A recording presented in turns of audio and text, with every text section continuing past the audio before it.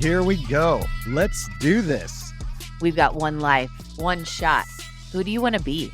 What do you want to do? Addicted to Betterment, a podcast to inspire us to keep going, to try something new, to dream, to think big, bigger, to overcome. Here we go. Here we go. Here we go. Hey, friends, welcome to today's episode of Addicted to Betterment. Really excited about the show today. And my hope is that today's show, it challenges you, it inspires you, and hopefully you leave with some tools that equip you to pursue betterment in your life. So I don't know if you've ever done anything in your life that you pause and you look around and think, I cannot believe I'm doing this.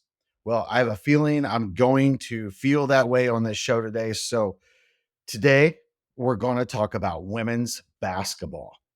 So recently we did a show on betterment beliefs in which we shared all 6 of the core beliefs of addicted to betterment. Today, we're going to break down that first belief and we're going to incorporate women's basketball. And honestly, I'm a basketball junkie, have been my whole life.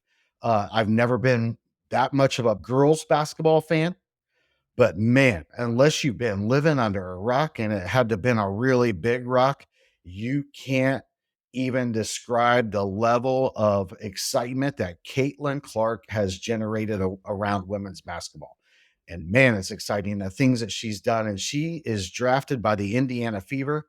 I'm in Indianapolis, and I personally am excited about women's basketball in Indiana.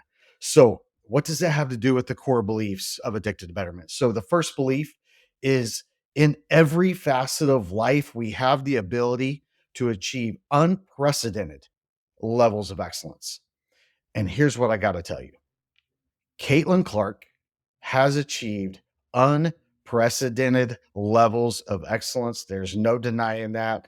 And I'm excited to just break that down in relation to, yes, addicted to betterment. So here's the deal. I want to share with you 5 things that I believe has helped her do exactly that. And in my mind, we can use those in our own lives to achieve unprecedented levels in our own life in every area. We're just going to dive right in. So the most important thing is set clear goals, but not just clear goals, make ambitious goals. So, like I said, got completely captured with watching Caitlin Clark and her team's run to the national championship. And they didn't win the national championship, but dang, they had unprecedented levels of viewers and just the excitement around not only her and her team, but the sport in general. So, but when she got drafted number 1 by the Indiana Fever, I watched the interview, and one of the things that really stood out to me was she wrote down in a vision board, she called it her dream board, in which she wrote, I want to play in the WNBA in the 2nd grade. Now, friends, I want to play in the WNBA. I would have to say, yes, that's clear, but dang, that is ambitious. And in the 2nd grade, and man, how easy is it that we set goals? And if you're like me, I'm a goal setter. So I mean, I kind of set goals daily. I set goals for myself every single day and do my best to chase them and achieve them. But not only did she set clear goals, not only did she set ambitious goals, but she wrote it down. When I think of some of the most successful people that I know, and as I was thinking about this show today, all of them have the habit of writing their goals down, and generally where they look at them all the time. And it just blew me away that she wrote that down in the 2nd grade. So not only did she set a clear goal, but I mean, she went all out with ambition. So, I want to play in the WNBA, the highest level. I want to achieve the highest level in the thing that I love to do. So I just think back to the things I've experienced when I've succeeded and when I failed, that those were things I did. I set clear goals and ambitious goals. So my challenge to you today, set some clear ones, but make them ambitious. So set the goal and then think, you know what? Let's make it higher. What is outside of my comfort zone? What is a goal so big? I'm not sure I even believe I can achieve it. Set it, go after it. So that's the first thing. The second thing that really stood out to me about her unprecedented level of excellence was prioritize relentless practice.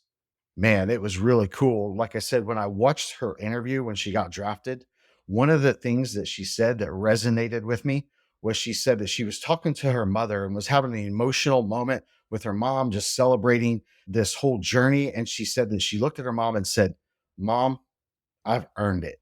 And that's why I'm so proud of it." Dang, that just stood out to me.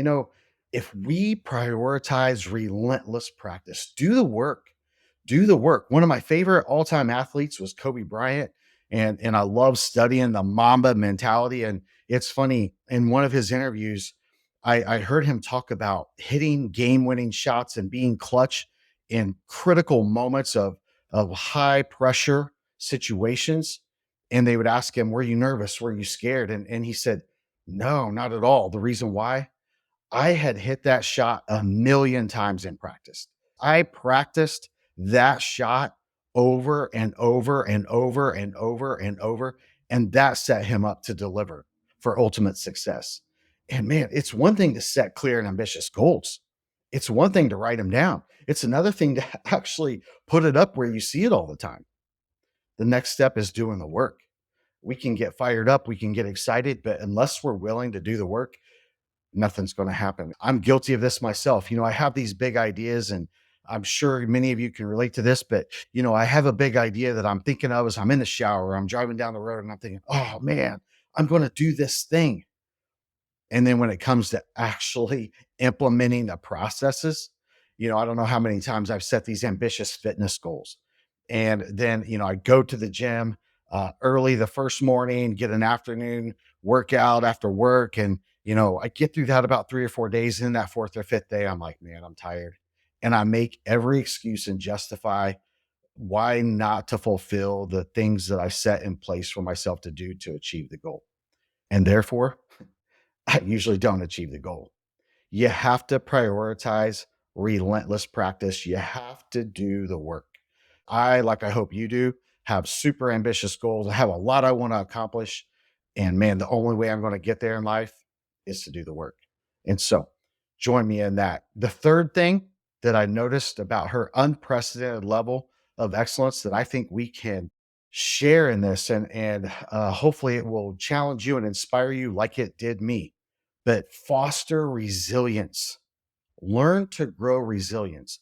I don't think resilience is something that is born in us, but I believe resilience is something that we grow, that we work on, that improves in us.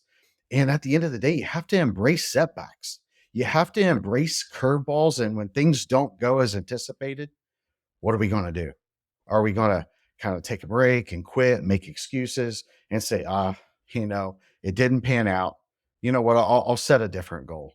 I'll set something else that I can achieve. No, we have to foster resilience. And it's something that we only can achieve through setbacks. We can only achieve resilience through challenges. If you don't get challenged, you're not going to be resilient. It's the same way in the gym. We grow through resistance. The act of resistance and push-ups or bench presses or whatever it is, that's what gets us stronger. And I believe that in life is what fosters resilience. So, first thing, set clear and ambitious goals. Second thing, prioritize relentless practice. The third thing, foster resilience. The fourth thing, this is a hard one. I mean, the first three were hard. I think this one might even be harder. Embrace coaching, seek feedback, seek collaboration. Caitlin Clark, I mean, arguably the greatest female basketball player that many of us have ever seen. And hopefully takes the WNBA Indiana Fever to many championships. That's my goal, and I'll be cheering for the whole way. But she had to get a lot of coaching. She had to take a lot of criticism and a lot of feedback from people who care about her and who want the best for her. And you know what? That's hard to do. That is hard to do, to take real coaching, real things that we can improve on. But all the greats seek it out. All the people who have achieved unprecedented levels of excellence usually sought out mentors and coaching that would speak hard truth to them. So, Caitlin Clark obviously had a lot of coaches along her way and a lot of people who poured into her, who gave her feedback, who told her she needed to get better at this and get better at that. and give her technique and help to do it. So hats off to her. Embrace coaching, seek feedback, seek out collaboration. The fifth and final point that I believe help us achieve unprecedented levels of excellence is surround yourself with the right people. Man, I can't overstate how critical this is to achieve levels of excellence that we've never seen before. So, as I watched Iowa Hawkeyes play basketball and Caitlin Clark, I had never really watched her before. And when I witnessed her excellence for the first time as she's playing a game that I personally love and have been a big fan of my whole life and have watched tons and tons and tons of basketball, as I watched her, here's what I was struck by. Her team recognized her greatness. So her team, by allowing her to go after her goals, allowing her to just be her greatness, take the shots, make the pass, call the plays. They trusted her and believed in her to be great enough to lead them. And they had to kick the ego to the side and embrace it. And guess what? When their team recognized her greatness and I would say fed her greatness, believed in her, cheered her on, not only accepted her being the star and had to kind of take a little bit of a lesser role. None of us like to take a lesser role. But at the end of the day, they took a lesser role and allowed her to shine. And because of that, they got to go to the national championship. There's such a big lesson in that for all of us. One, surround yourself with people who are willing to let you shine. And two, when you're on a team with someone who is just killing it, check your ego at the door and go along for the ride. That's when you will experience incredible things like her teammates did when they got to go on this ride to the national championship by embracing her role, embracing her greatness, and taking somewhat of a lesser, I would say, a contributing role and actually contributed to her greatness. And I think of the coach, a lot of coaches are so set in how they think the game should be played and the plays that should be ran and what should be ran at a certain time.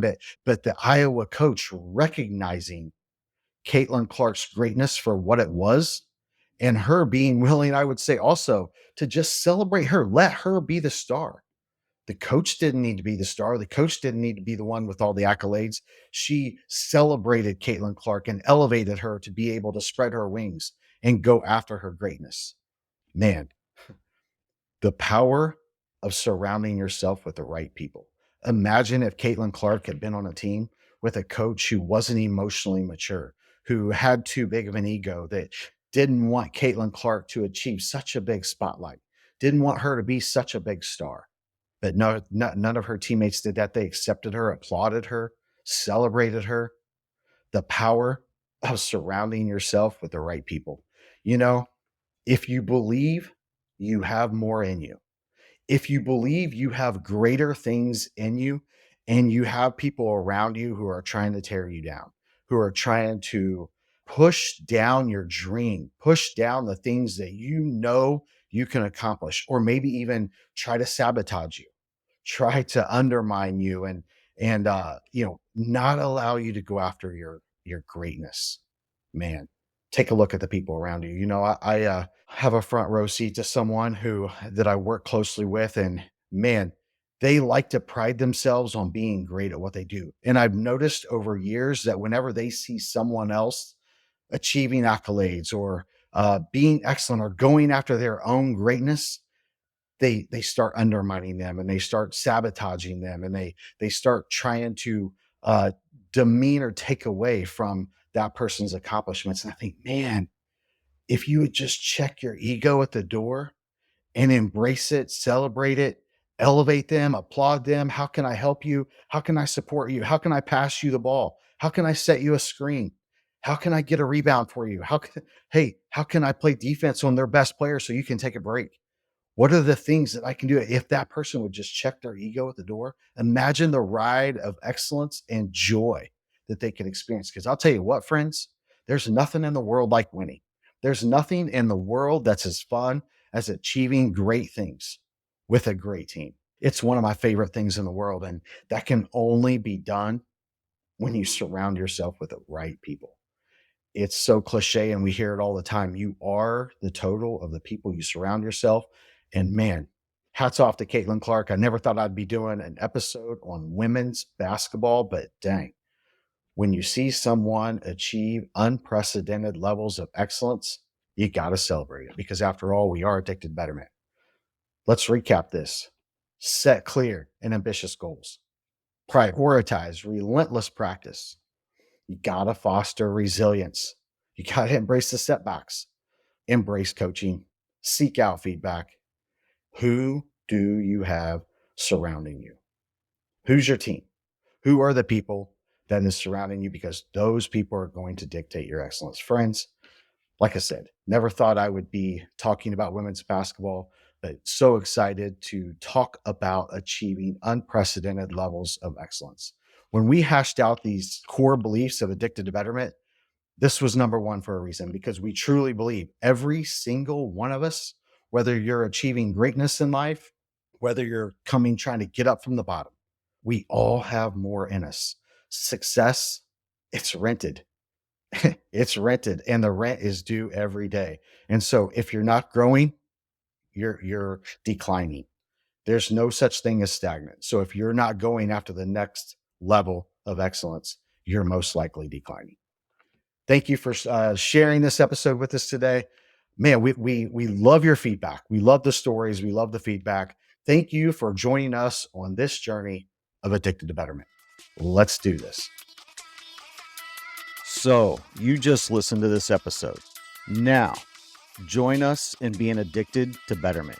Please subscribe to the show, share with your friends, tag us, and please take a moment, leave a review. Yeah, we do want your stars, but we really want the feedback.